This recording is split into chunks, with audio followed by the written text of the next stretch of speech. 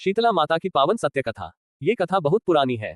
एक बार शीतला माता ने सोचा कि चलो आज देखो कि धरती पर मेरी पूजा कौन करता है, कौन मुझे मानता है। यही सोचकर शीतला माता धरती पर राजस्थान के डुंडरी गांव में एक बुई माई के कूप में आए और देखा कि इस गांव में मेरा मंदिर भी नहीं है, ना मेरी पूजा है। माता शीतला गांव की गलियों में घूम रही थी, तभी एक मकान के ऊपर से किसी ने चावल का उबला पानी मांड नीचे फेंका।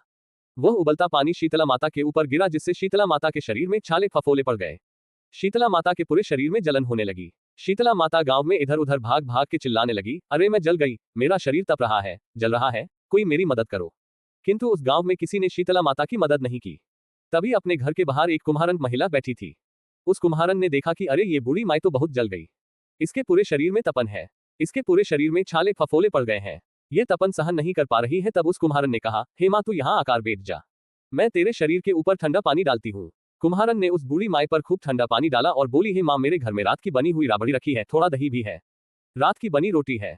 बूढ़ी माई ने ठंडी रोटी को राबड़ी और दही के साथ खाया, इससे शरीर में ठंडक मिली। अब कुम्हारन ने कहा, आ मां बैठ जा, तेरे सिर के बाल बिखरे हैं, ला मैं तेरी चोटी गूमत देती हूँ। और कुम्हारन माई की चोटी गूंथने हेतु कंघी कांसी बालों में करने लगी। अचानक कुम्हारन की नजर उस बूढ़ी माई के सिर के पीछे पड़ी तो उसने देखा कि एक आंख बालों के अंदर छुपी है। ये देखकर कुम्हारन डर के मारे घबराकर भागने लगी। तभी उस बूढ़ी माई ने कहा, रुक जा बेटी, तू डर मत, मैं कोई भूत प्रेत नहीं हूँ, मैं शीतला देवी हूँ। मैं तो इस धरती पर ये देखने आई थी कि मुझे कौन मानता है, कौन मेरी पूजा करता है।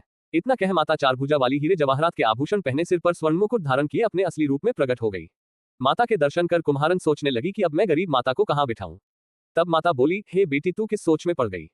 तब कुम्हारन ने हाथ जोड़कर आंखों में आंसू बहाते हुए कहा, हे मां मेरे घर में तो चारों तरफ दरिद्रता बिखरी हुई है, मैं आपको कहाँ बिठाऊं।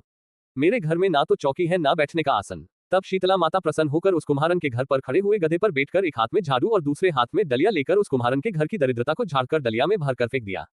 फिर उस कुम्हारन से कहा, हे बेटी मैं तेरी सच्ची भक्ति से प्रसन्न हूँ, तुझे जो भी चाहिए मुझसे वरदान मांग ले। तब कुम्हारन ने हाथ जोड़कर कहा, हे माता मेरी इच्छा है अब आप इसी डुंडरी गांव में स्थापित होकर यही रहो, और जिस प्रकार आपने मेरे घर की दरिद्रता को अपनी झाड़ू से साफ कर दूर किया, वैसे ही आपको जो भी होली के बाद की सप्तमी को भक्ति भाव से पूजा कर आपकी ठंडा जल दही व बासी ठंडा भोजन चढ़ाए उसके घर की दरिद्रता को साफ करना, और आपकी पूजा करने वाली नारी जाति महिला का अखंड सुहाग रखना और उसकी गोद हमेशा भरी रखना। साथ ही जो पुरुष शीतला सप्तमी को नाई से बाल ना कटवाए, धोबी को पकड़े धुलने ना दे और आप पर ठंडा जल चढ़ाकर नारियल फूल चढ़ाकर परिवार सहित ठंडा बासी भोजन करे, उसके काम धंधे व्यापार में कभी दरिद्रता ना आए। तब माता बोली, तथास्तु।